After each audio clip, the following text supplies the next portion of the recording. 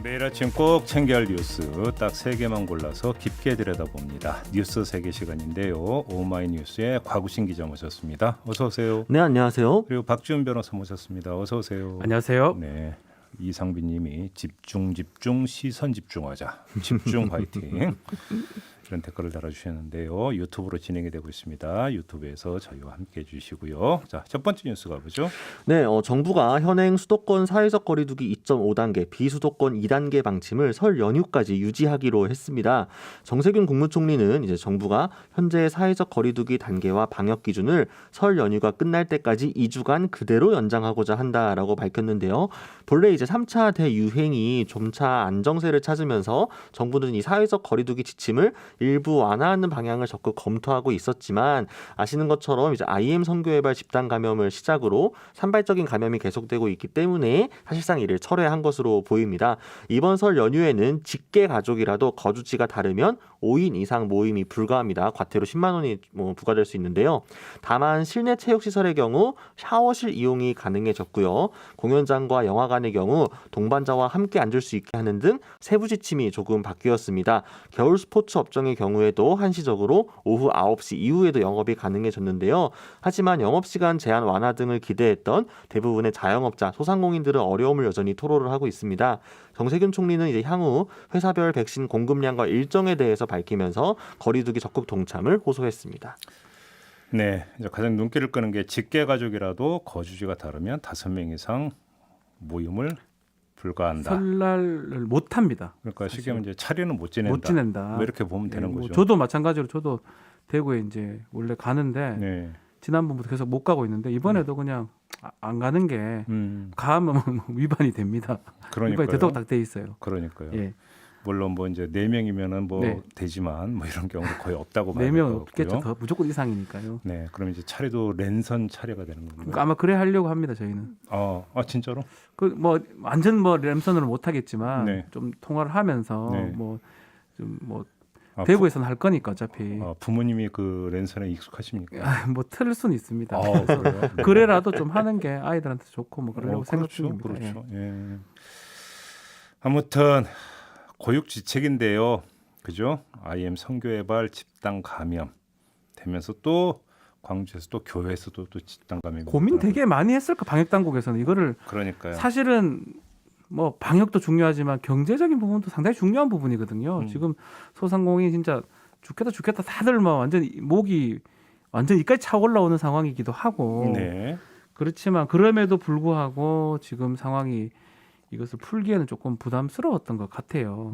그렇기 때문에 뭐 어쩔 수 없는데 뭐 정부에서는 또 그 얘기를 하더라고요. 한 일주일 보고 혹시 좀 준다는 상황이 된다 그러면 조금 바꿀 수는 있다라고 하는데 글쎄요, 저는 뭐 설날 때까지 그걸 바꾸는 거는 좀 이왕 정했으면 좀 가는 게 또 맞지 않나 이런 생각 들기도 하고 저도 잘 모르겠어요, 솔직히 어렵습니다 이게. 뭐 방역 당국 입장에서는 당연히 이제 지난 추석 때를 떠올려 보게 되면은 그 설 연휴에도 한번 걸어 잠그는 것이 방역에 크게 도움이 된다는 걸 경험적으로 알고 있지 않습니까? 그렇기 때문에 어쩔 수 없는 뭐 선택이었을 건 같고요. 다만 이제 원래 기대를 좀 안 했으면은 실망도 좀 덜 했을 텐데 사실 이 집단 감염 터지기 전까지는 좀 잡혀가는 추세였고 그렇죠. 워낙 소상공인 자영업자들의 어려움에 대한 이야기도 많이 나왔고 정부 당국도 이를 이해한다라는 메시지를 많이 보냈잖아요. 그래서 실질적으로 뭐 지원책도 검토를 하면서 이 부분도 뭐 9시를 10시까지 연장을 한다라든가 뭐 5인 이상 금지를 잠시 푼다라든가 좀 여러 가지 안들이 내부적으로 분명히 검토가 되었음에도 불구하고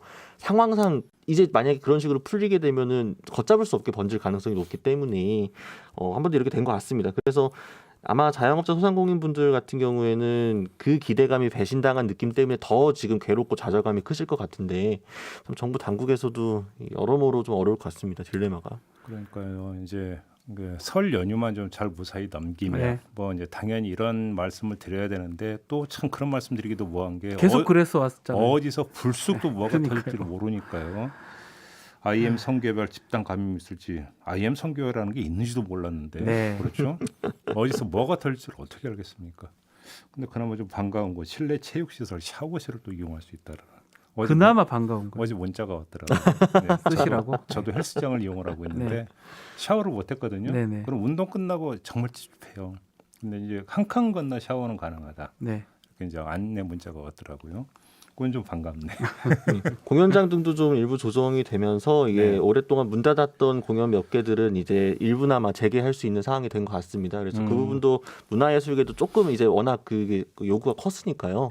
그것도 조금 열린 부분은 다행스럽게 여겨지고요. 뭐 겨울 스포츠 업종도 이때 아니면은 1년 동안 아예 장사를 못 하는 거기 때문에 한시적으로 풀어준 것 같긴 한데, 근데 또 이게 풀어주는 부분들은 당연히 또 그 당사자들 입장에서는 당연한 조치일지 모르겠지만 그 업종에 해당하지 않는 분들이 봤을 때는 또 약간 차별적인 조치로 느껴질 수 있잖아요, 감정적으로. 그러다 보니까 어쨌든 결국 항상 이 얘기 나올 때마다 돌아가는 거지만 걸어 잠글 거면은 정부가 그만큼의 확실한 피해 보상이든 지원이든 함께 나와야지 견디는 사람들도 견딜 힘이 생기는 건데 소급 적용 안 한다는 건데요.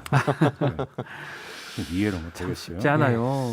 네, 그리고 마상경무님이 성면허 다녀올 수 있을까라는 댓글을 달아주셨는데 이것도 아마 숫자를 안 돼요. 좀 고려를 하셔야 될 것 내부 같아요. 외부 다 5인 이상 모일 수가 없습니다. 따로 가셔야 예, 되고요. 각자 가셔야 네, 됩니다. 저 같은 경우도 지난 금요일에 그래서 사람이 없을 때 네. 미리 다녀왔습니다. 4인 미만으로 4인으로만 가야 됩니다. 3명이 갔어요. 네, 3명 가면 됩니다. 예. 자, 두 번째 뉴스로 넘어가죠. 네, 류호정 의원의 수행비서 부당해고 의혹에 대해 정의당이 당 차원의 대응에 나서기로 했습니다. 앞서 한 정의당 당원은 류 의원이 수행비서를 면직하는 과정에서 통상적인 해고 기간을 준수하지 않았고 출퇴근 사이 노동법상 휴게 시간을 위배했다고 주장했는데요. 이 정의당 전국위원이기도 한 이 전직 수행비서는 전국위원회 회의에서 신상 발언을 통해 류 의원을 부당해고 가해자라는 취지로 주장을 했습니다. 공식적인 사과가 없었기 때문에 문제가 해결됐다고 보기도 어렵다는 취지였다고 하는데요.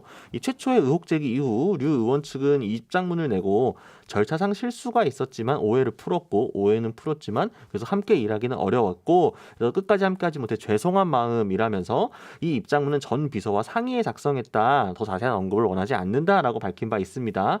하지만 정의당 노동본부는 나서서 이제 당사자들의 의견을 수렴하는 등 대응에 나서기로 했는데요. 참고로 국회의원 보좌진은 별정직 공무원으로서 근로기준법의 적용 대상은 되지 않습니다. 다만 의원실에서는 별도의 해고수당을 지급했다고 이야기하고 있습니다. 근데 뭐 근로기준법이 적용이 되느냐 안 되느냐는 별로 중요한 게 아닌 것 같은 그렇죠. 게 유호정 의원 쪽에서 이 절차상 실수가 있었다고 일단 인정을 해버렸기 때문에 그렇지 않겠습니까? 이제 문제는 이제 사안의 경중을 따져가지고 다른 문제도 아니군요. 노동 문제. 그렇죠. 예. 여기서 또 이제 문제가 발생을 했다면 젠더 문제다가 노동 문제까지 발생을 했다면 참 정의당이 곤혹스럽겠다. 네.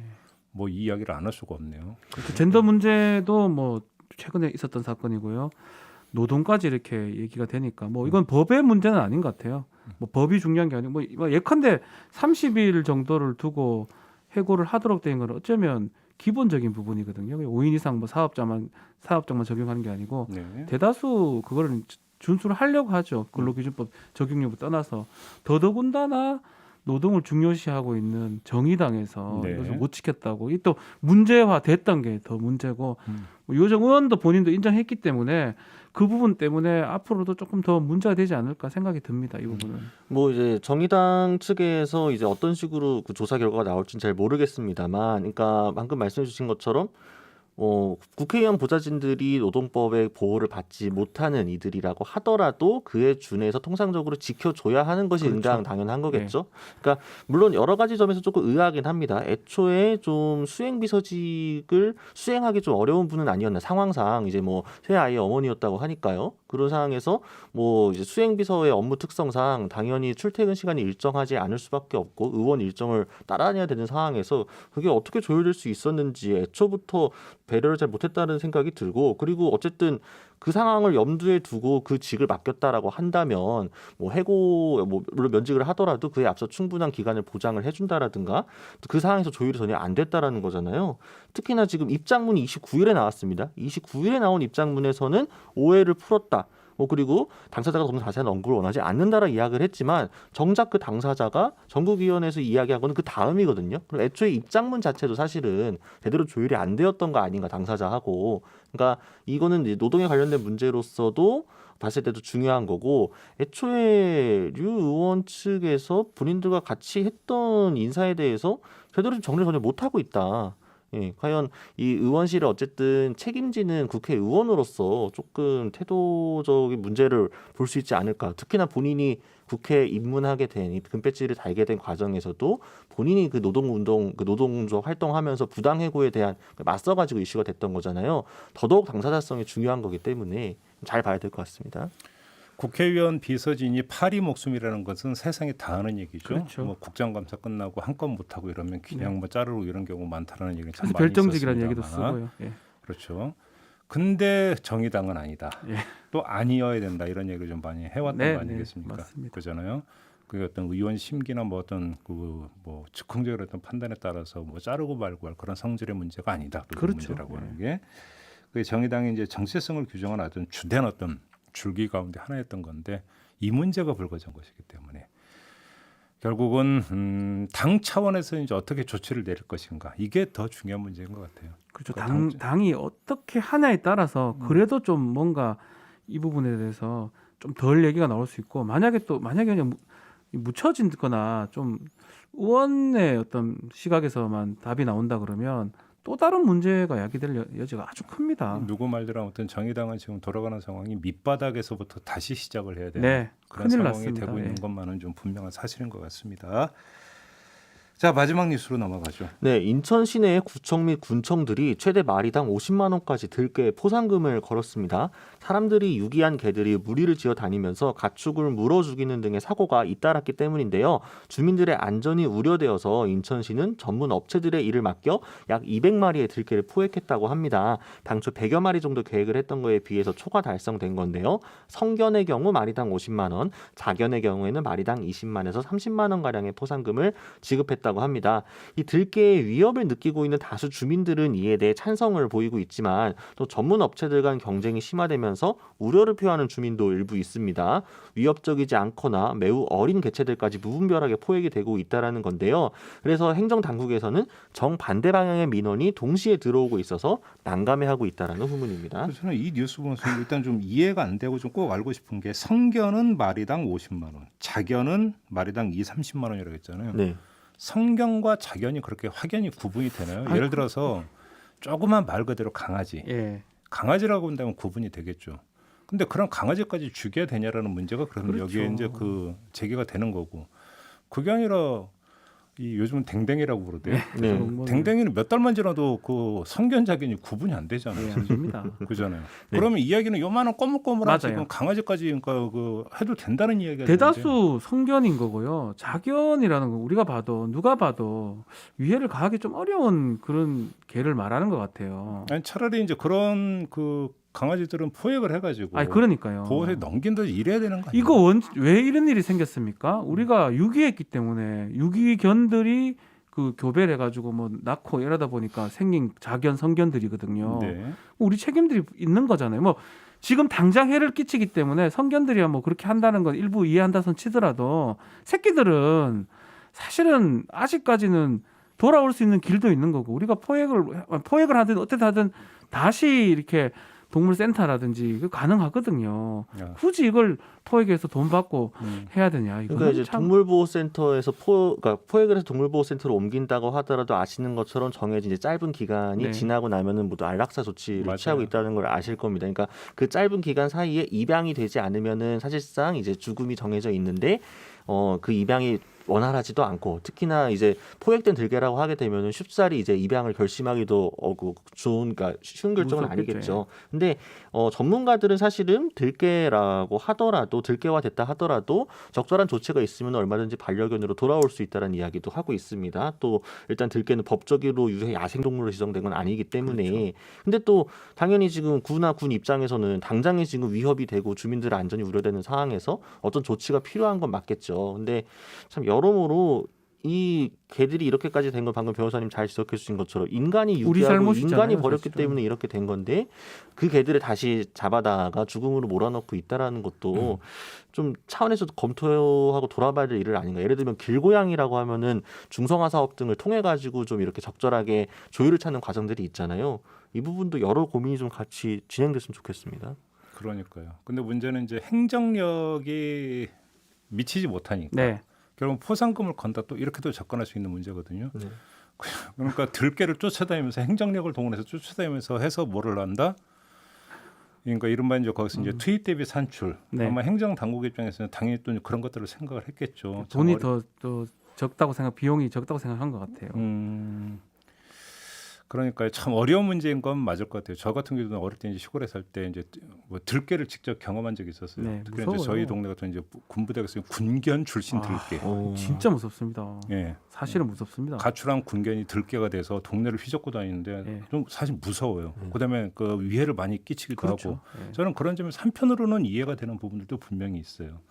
그래서 참 어려운 문제인 것만은 좀 분명히 맞는 것 같다라고 하는 것인데 근데 일단 당장 이제 돌아다니는 들깨를 어떻게 처리할 거냐 유기를 하지 말자는 이야기는 예방적 차원이겠지만 그러니까 이왕 그 발생한 부분을 어떻게 할 것이냐라고 하는 데서 아마 좀 곤혹스러운 부분이 좀 있는 것 같습니다. 행정적으로. 네, 그리고 사실 인천만의 문제는 아니고요. 제주도 그렇고 여러 지역들은 사실 비슷한 문제가 발생을 하고 있습니다. 그러니까 이거를 이제 어차피 정리를 하게 될 거라고 한다면은 단기적으로 이 조치를 취하는 것과 별개로 중장기적으로 어떻게 할 건지에 대한 고민도 행정당국이 같이 해서 좀 기준이 나오면 어떨까라는 생각도 합니다. 그러니까 뭐 저도 TV를 통해서 보면 이제 아예 무리를 지어가지고 무서워요, 진짜로. 이 산에서 어떤 무리를 지어가서 생활하면서 어떤 그러니까 집단 공격을 하고 개떼죠, 개떼 완전히.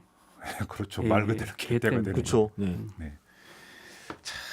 여러분 왜 기르던 개를 유기를 합니까? 그러니까 유기만 안 했어도 이런 일이 안 생기는 거잖아요. 그러니까 이게 좀 기르다가 어려운 상황이 생기게 될 수 분명히 있습니다. 근데 그렇게 되면은 또 안전하게 옮길 수 있는 방법이 방법이 있어요. 얼마든지 있거든요. 그러니까요. 보호소도 있고 지인에게 할 수도 있고 알겠습니다. 전문 시설도 있는데 그렇네요, 좀. 네, 자 마무리하죠. 박지훈 변호사, 곽우신 기자와 함께했습니다. 고맙습니다. 감사합니다.